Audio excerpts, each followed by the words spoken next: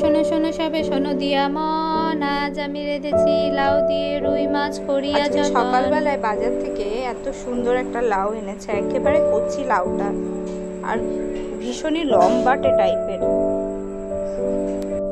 লাউগুলোকে ভালোভাবে কেটে নিয়েছি, দেখুন একেবারে কচি লাউ, একটু বড় বড় রেখেছি পিসগুলোকে। দেখুন শেপটা এরকম ডুমো ডুমো মতন কেটে নিয়েছি। এই লাউ দিয়েই তৈরি হবে আজ রুই মাছের ঝোল। রুই মাছগুলোকে ভালোভাবে নুন আর হলুদ মাখিয়ে রেখেছি। লাউগুলোকে প্রেসার কুকারে ভালোভাবে সেদ্ধ করে নিয়েছি। হাই ফ্লেমে একটা সিটি দিয়ে নিয়েছি। নুন হলুদ মাখানো রুই মাছগুলোকে ভালোভাবে সর্ষের তেলে ভেজে নিচ্ছি। রুই মাছগুলোকে ভালোভাবে ভেজে উঠিয়ে নিয়েছি। মাছ ভেজে উঠিয়ে রাখা তেলটার মধ্যেই হাফ টিস্পুন মতন সাদা জিরা দিয়ে নিয়েছি। সেদ্ধ করে রাখা লাউগুলো দিয়ে নিচ্ছি।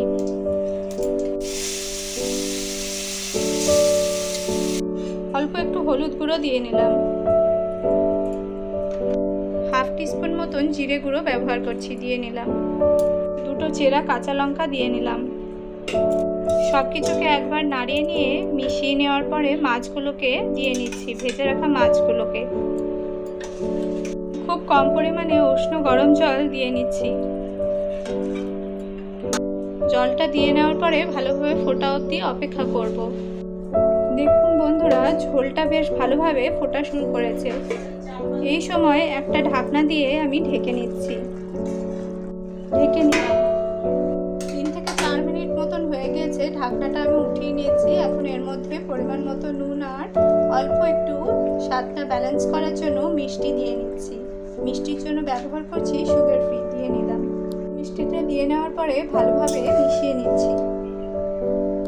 নুন মিষ্টিটা চেক করে আবার ঢাকনা দিয়ে 5 মিনিটের মতন ঢেকে রাখছি। 5 মিনিট পরে আবার ঢাকনাটা খুলে দেখাচ্ছি, দেখুন এরকম হয়েছে। ফাইনালি একবার সব কিছুকে মিশিয়ে নিয়ে গ্যাসের আঁচ অফ করে নিচ্ছি। লাউ দিয়ে মাছের ঝোল একেবারে রেডি হয়ে গিয়েছে। বন্ধুরা, বাড়িতে লাউ আসলে আপনারাও এরকমভাবে পাতলা মাছের ঝোল বানিয়ে খাবেন, শরীর মন দুটোই ভালো লাগবে। এই অতিরিক্ত গরমে ভীষণ সুস্বাদু হয় এটি খেতে। রেসিপিটি ভালো লাগলে সবার সাথে একটু শেয়ার করার অনুরোধ রইল। এরকমই নতুন রেসিপি দেখবার জন্য আমাদের চ্যানেলটি অবশ্যই সাবস্ক্রাইব করে রাখবেন। পাশে থাকা বেল আইকনটিতে প্রেস করে দেখবার জন্য অনেক ধন্যবাদ।